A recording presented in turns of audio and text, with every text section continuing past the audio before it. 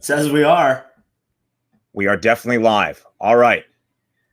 Big Ten fans across the entire country, we have made it. 321 days have passed since we last had a football game featuring two Big Ten opponents, but in just about 30 minutes, that all comes to an end. And speaking of one of those teams that played in that most recent Big Ten game last December, the Wisconsin Badgers kick off the Big Ten season hosting Illinois in Camp Randall tonight to get the Big Ten season underway. Kickoff is at 8 p.m. Eastern on Big Ten Network. Myself, the host of Locked On Big Ten, I am Ben Stevens. I am joined by the host of Locked On Badgers, Asher Lowe. We will get you set for the Big Ten season opener. The 14th ranked Badgers hosting the Illinois Fighting Illini. Asher, we have made it. We are here. Big Ten football is back.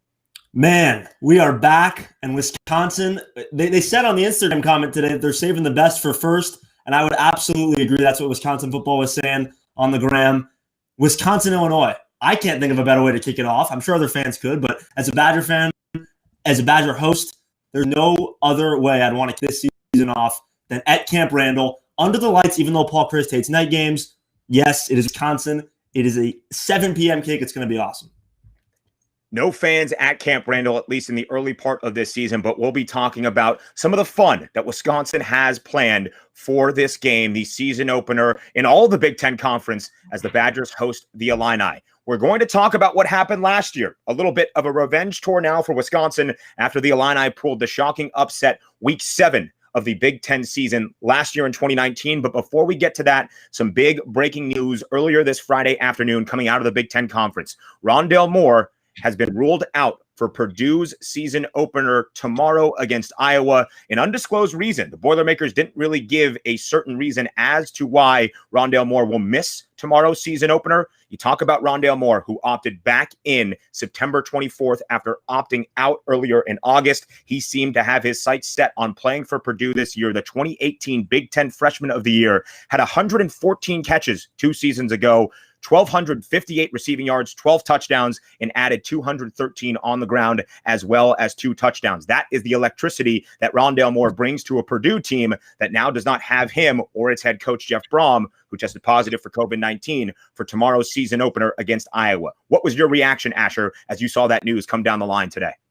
When I think Rondale Moore, I think of my favorite football abbreviation, YAC, yards after the catch. The yards after the catch king in 2018, Rondale Moore, a guy that is explosive. He can turn a 2-yard pass play into a 20-yard pass play like that. And Purdue missing him. They miss a lot of electricity. But I looked at last year's Purdue-Iowa game, and this was interesting, Ben.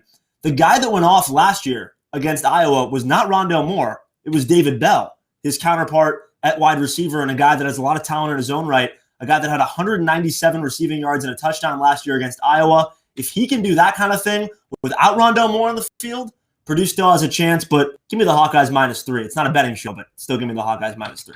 And we will get to our game prediction, picks against the spread, the over-under total for the Wisconsin-Illinois season opener in just a little bit as we preview this game. But you're right. David Bell last year torched the Hawkeyes defense. Our good friend, host of Locked On Hawkeyes, Andrew Wade, was quick to remind Iowa fans of that about the game last year in 2019. Purdue kept it close. They did end up losing by 6, 21-20, the final against Iowa last year. But not having Rondale Moore, after all the excitement of him opting back in for tomorrow's season opener, not what Big Ten fans in general, but especially Purdue fans wanted to see to start off the 2020 season. So let's dive in to the reason we are here right now. We are 27 minutes away from kickoff of the Big Ten campaign. Wisconsin and Illinois get it started. And we have to talk, I'm sorry, Wisconsin fans, about the result last year from 2019. The Badgers came into that game perfect, 6-0 on the season, 6th ranked in the country. A game against Ohio State was looming on the horizon the week following the Illini. But then Illinois came in and did what they like to call #Lovey-ball. They forced the 4th most fumbles in all of college football last season.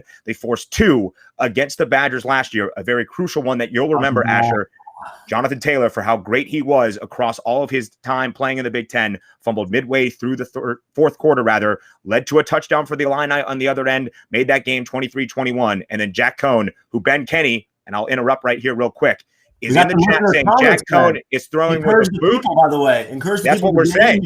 That's what I'm about to say here. Listen, this is an interactive Big Ten community. We want to hear from you in the chat. If you put something in the chat, whether it's Twitter, whether it's on Restream, whether it's on YouTube, wherever you're following this, Locked On Live, Asher's Twitter account, my Twitter account, we will definitely engage with you, the fans. We want to hear from you as the excitement builds to that season opener. Back to the Wisconsin-Illinois game from 2019. It was 23-21, ensuing Wisconsin drive. Jack Cohn gets picked off.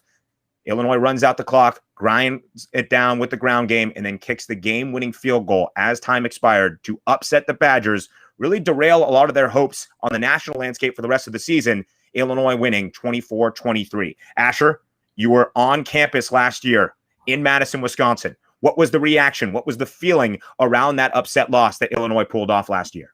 It wasn't at home, so it didn't have that same level of like everybody just died feeling that you have when you get upset at home, which happened to me in the BYU game. I was at that game, of course, and walking out of that stadium was the worst energy I've ever felt at Camp Randall.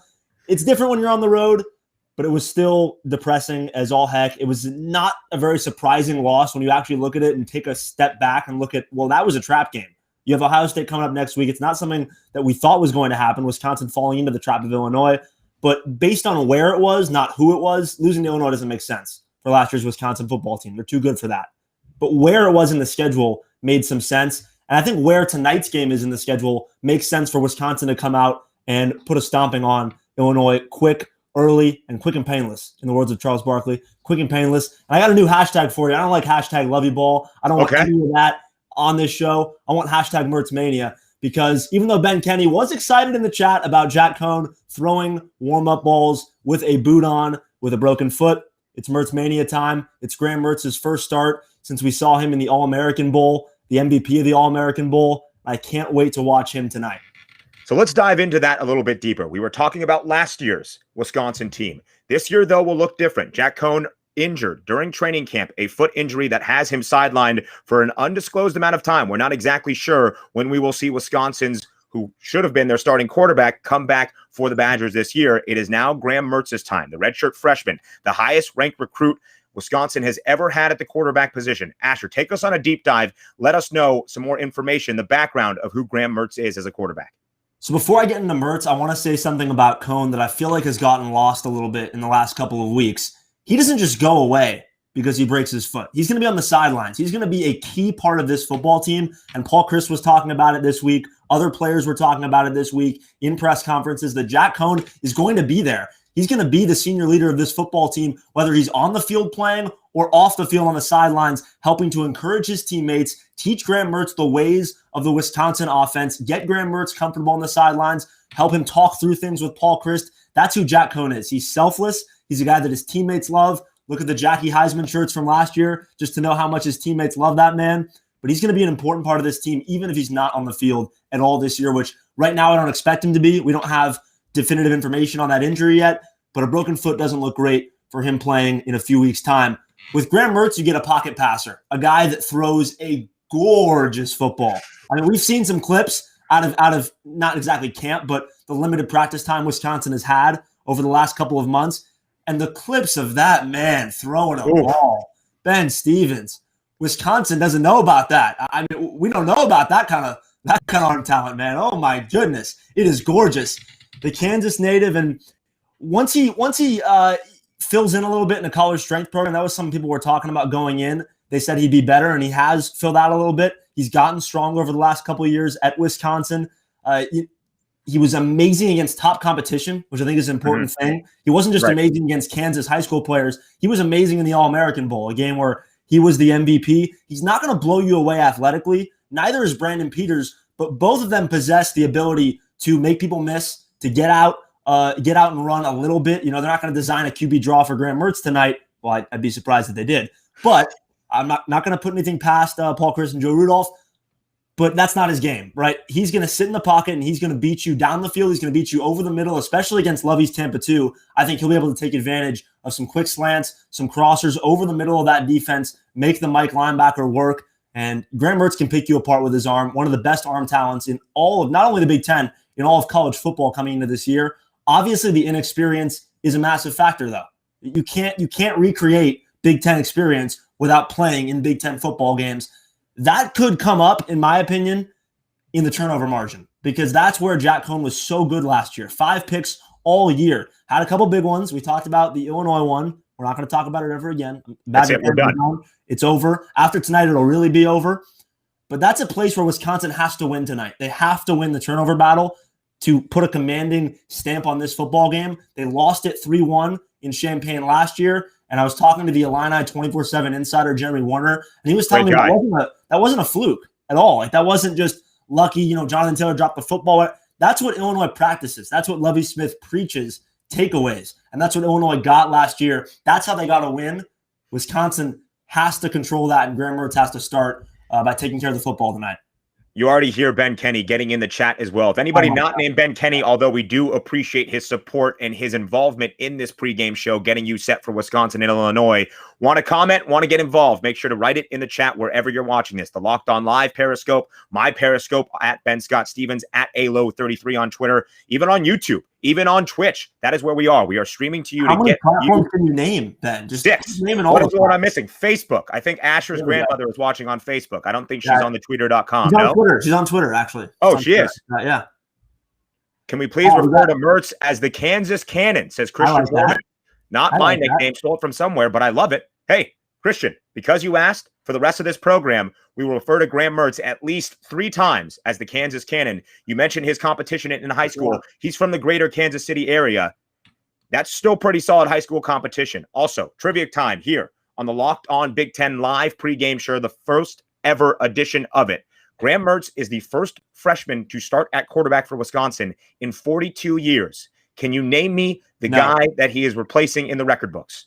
Absolutely not. I'm 21 years old. I love sports history, but no. Can anybody in the chat name it? Let's give like 2 seconds, maybe. Maybe we got some old timers out here. I don't know. And then we'll go from Graham Mertz and we'll look at the other quarterback in tonight's matchup, Illinois' Brandon Peters.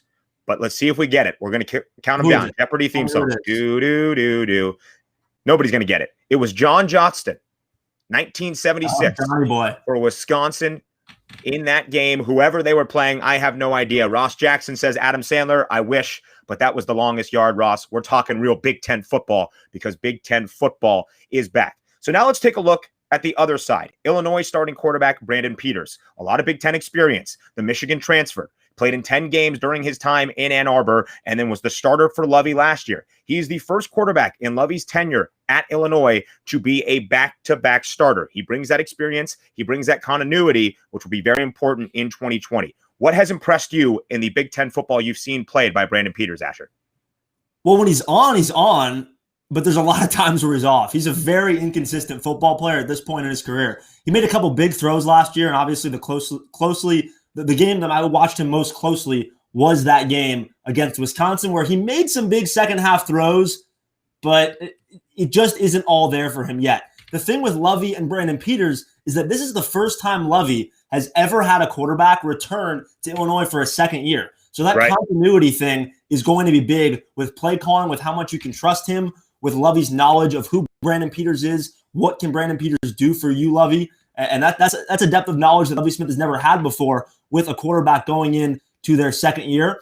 He's a sneaky athlete. It's the biggest cliche in the world, but he is a sneaky athlete. A gym rat of sorts, has a high football IQ? No. He can actually run. Like he can actually get out of the pocket and run. And when Wisconsin's chasing him, I think we'll see a couple plays tonight where the Badgers defensive line, where the Badgers linebackers can't get to him, and he does make some people miss, gets the ball out when maybe Wisconsin should have brought him down. You'll see some sneaky athleticism from Brandon Peters tonight, but the inconsistencies with his arm are the questions for Illinois fans going into this game. What Brandon Peters will we see for 4 quarters? We might see a different one in the first quarter and a totally different one in the fourth quarter. That's been the issue for him for the last couple of years. 55.3% completion percentage last year in 2019 for Brandon Peters. That was near the bottom of the Big Ten Conference. So now let's move on, Asher, to what we are looking for on the field tonight. Really get in the schematics of it all, the X's and O's, a key matchup you're looking for one team to take advantage of the other. Is there one that you have your eyes on for tonight's game between Wisconsin and Illinois?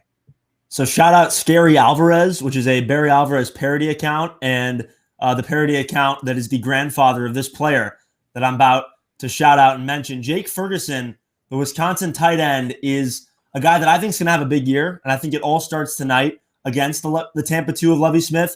Mm-hmm. What Tampa 2 does with two safeties is it puts a lot of pressure on the middle linebacker with anything over the middle of the field. So that's where Jake Ferguson's going to eat tonight. That 10 to 15-yard range over the middle, that's where he's going to have reception after reception, and I expect him to score a touchdown tonight as well in the red zone. I think it's the start of a big year for him. I think I thought his year would be bigger last year than it was, but especially losing Quintez Cephas, Graham Mertz needs a reliable target. The tight end is always open, Ben Stevens, and Jake Ferguson's going to be open a heck of a lot tonight in the middle of the defense. This is why we love our man Ben Kenny, giving us stats in the chat as well. The Badgers are 8-1 when they held an opponent under 3 yards per carry. The one loss was to something we're not going to mention. We don't need to talk about that game, Ben. 2-3 when they didn't. That is a matchup Ben Kenny is watching tonight. Asher Lowe is watching Jake Ferguson against Lovey's Tampa 2. I am watching the Wisconsin ground game. Although they are placing Jonathan Taylor, they will do it with a stable of backs. We have Garrett Groshek. We have Nakia Watson, maybe even Jalen Berger, Isaac Guerrero. Asher would like you to say. Asher told me today in our planning meeting for this game, he expects Isaac Guerrero, the track star, the speedy man himself, to get 5 carries. Would you like to make that an over-under? Yeah, I think we could see that tonight. I really do, because I think that once Isaac Guerrero, and listen, Ben, we really don't know who the feature back is going to be yet. And I think everyone thinks it's Nakia Watson, that's who it is. But there's enough of an opening here where we don't exactly know who it's going to be if someone just comes and takes this job and just runs with it, no pun intended, like Jonathan Taylor did his freshman year, where he was literally the third string back going into his first game. And they expected to give him carries in that first game against Utah State, my first game at the camp ever. And Jonathan Taylor exploded onto the scene. Absolutely exploded. That was supposed to be Bradrick Shaw, Tywan Beal. That was not supposed to be Jonathan Taylor. But Jonathan Taylor, you gave him the football, he was electric. I think we could see, we're not going to see that kind of thing from Isaac Guerrero this year. No, we're not. But in his limited touches, I think we could see some electricity. Jonathan Taylor from New Jersey, Jalen Berger, another Wisconsin back from New Jersey. The pipeline is strong for the Badgers. As I was talking about, that key matchup, the ground game for Wisconsin against a new Illinois front. Their leading tackler from last year, Dele Harding, gone. He had 153 tackles, 65 more than the closest other player on Illinois in the tackling department, as well as 4 of their 5 leaders in tackles for loss last year, really causing havoc in the backfield of their opponents, also are no longer in Champaign. They do have Milo Eifert back. They have Jake Hansen, the captain at the linebacker position, and a name to listen to as well, Roderick Perry II, an FCS transfer from South Carolina State. He was an FCS All-American last season. Still, I expect Wisconsin to exploit a new defensive front for Lovey and really stick to what they do well. That's run the ball, the hog mollies up front. Wisconsin will rely on what they can do best tonight. And I think that will be the key for a lot of the early parts of this 2020 Big Ten season, sticking to what you are consistent with, sticking to what you are good at as we all figure out how to go about this weird 2020 Big Ten season. So Asher, we are 13 minutes away from kickoff between the 14th ranked Wisconsin Badgers hosting the Illinois Fighting Illini. Give me a player to watch in tonight's game, and then we're going to talk a little Camp Randall and the festivities of it all, still with no fans in the stands, how we're going to bring the juice for tonight's season opener. Ben, I have such a Big Ten pick for this. I love it so much. And, by the way, we've talked about nicknames already on this show. This guy has quite the nickname that I'm going to be saying a lot if he performs as well as I think he can. I'm going with a punter. I'm going with a position that gave Wisconsin a lot of problems last year. A lot of problems. I don't want to get into all the problems they had there. But it's a new year. There's a new punter in Madtown, a Division III transfer by the name of Andy Vujnovic, the Vuj. Vuj. The Vuj. I don't know if there's a the in there. It's just Vuj, but I'm going to call him the Vuj. Yeah. Let's see what he does tonight. Let's see what he does tonight in special teams before we give him the. We'll start with Vuj, and if he gets some good punts, some good coffin corners, what we love in the Big Ten, we'll go with the Vuj. So he was literally declared eligible last week. So this is very new information for Wisconsin football. He's listed as the co-starter at punter with Connor Schlichting, who's a returner, but I do expect the Vuj to get the punts tonight and to be the starting punter for Wisconsin going forward, assuming he plays well tonight. But a Division III transfer, interesting guy to watch, and a position that Wisconsin needs more output out of. Honestly, just needs to avoid big mistakes, which they had a lot of last year in big moments. My key player, as we'll get to in a second, just want to mention my guy, Alex Markham, coming into the chat saying, is this where I complain about Rondale Moore? No, Alex, that was at the top of the show. We led with the Big Ten breaking news from Friday afternoon. You should have been here earlier. However, both Asher and I think that is a huge loss needless to say, for Purdue tomorrow in the season opener against Iowa. However, as Asher brought up, David Bell, a touchdown and 197 yards receiving against Iowa last year. They definitely still have some talent for Jack Plummer to throw to. My player that I am keying on tonight, a guy whose name I think will be called throughout the entirety of 4 quarters against Wisconsin, is on the Illinois side of the ball. Josh Imatorbhebhe, the outstanding wide receiver. Come on. I've gone to the pronunciation guide many a times to get Josh Imatorbhebhe. He had 33 receptions last year, the leading receiver for Illinois, 634 yards and 9 touchdowns. Those 9 touchdowns, the third best in Illinois program history for receiving touchdowns in a single season. He was a Big Ten honorable mention last year by the media in 2019. And we talked about the touchdown that got Illinois close in the game last year against Wisconsin that made it 23-21. Who was on the receiving end from Brandon Peters? It was Josh Imatorbhebhe making a huge play in that game that led to the upset over Wisconsin. Josh's brother, by the way, Daniel Imatorbhebhe, now that I can pronounce it, I'm going to say it as many times as I can. Daniel Imatorbhebhe, a grad transfer at tight end coming over from USC as well. He should factor into this offense, as well as Luke Ford, an Illinois recruit, a very highly ranked recruit coming out of high school who transferred back from Georgia. He sat out last year. Now he is eligible. Expect them to be utilized by Brandon Peters this year as that offense looks to be better than where it was in 2019. So those are the players we are looking at. We have given you the key matchups. Let's have a little fun now. There will be no jump around tonight in Camp Randall. But what are the Badgers doing, Asher, to make sure that this season opening game is met with enthusiasm? So they are playing jump around in the stadium. I do have confirmation of that. Mike Mankey, the PA guy, is there. He's going to be calling it like there are fans in the stands with a little, Ron Dane and Jonathan Taylor. We're not going to get that, but we're going to get some new calls out of Mike Mankey. He does it a lot better than I can copy him and do it. But some other fun things. Rose Lavelle, the greatest athlete in Wisconsin football history. How does she factor in tonight? Wisconsin program history, not Wisconsin football history. Sorry. She is the greatest soccer player in Wisconsin history, arguably the greatest athlete, the only Wisconsin Badger ever to score in a World Cup. A World Cup winner, Rose Lavelle. She is in the stands tonight in cardboard cutout form, as are the Watt brothers, as are a bunch of other Wisconsin legends. We have a bunch of fan cutouts. Fans could have bought their own cutouts already over the last couple weeks, so they're going to be student cutouts, alumni cutouts, and, of course, Wisconsin sporting legend cutouts like Lavelle, like TJ, Derek, and JJ. Oh, I thought you were in the house. Everybody's in the house in the cardboard cutout form. Also, Ben, a tradition we love at Camp Randall is the 5th quarter. And the 5th quarter is actually happening before the game. It's happening right now, actually. But the hour before the game, they did it on Facebook. And I think you can go back and watch that replay after the game to get a little bit of your Wisconsin band love, your 5th quarter love, where the Wisconsin band plays some classics. We have some fun. We dance. We don't jump around in the same way, but we jump around in a different way. And, of course, you can always jump from home when Wisconsin plays the song that you all love after the 3rd quarter. And I'm sure the Big Ten Network broadcast will carry that as we get into the 4th quarter. Again, the season opener in the Big Ten tonight, the 14th ranked Wisconsin Badgers against the Illinois Fighting Illini. Kyle Gruzinski, I'm sorry if I messed up the pronunciation of that, says Bucky will cover tonight. So, Kyle, you're a pro's pro. Thank you for transitioning us into our final segment here on the first ever Locked On Big Ten Live pregame show.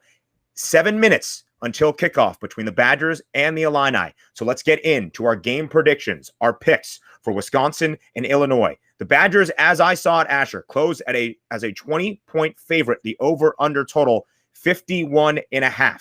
How do you see this game playing out? Give us your picks. Give us your predictions for the Big Ten season opener.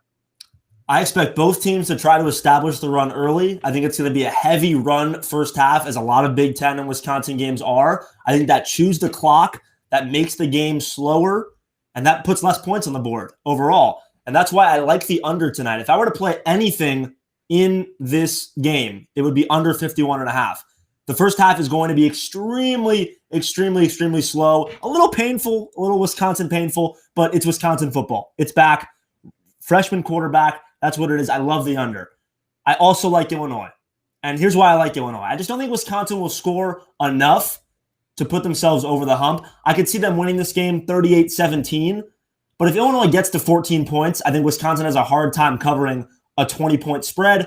And even if the defense plays really well tonight, Illinois can still score 14 points. It can happen. There can be 2 big plays here and there. it's a long football game, Ben Stevens. So I like Illinois plus 20.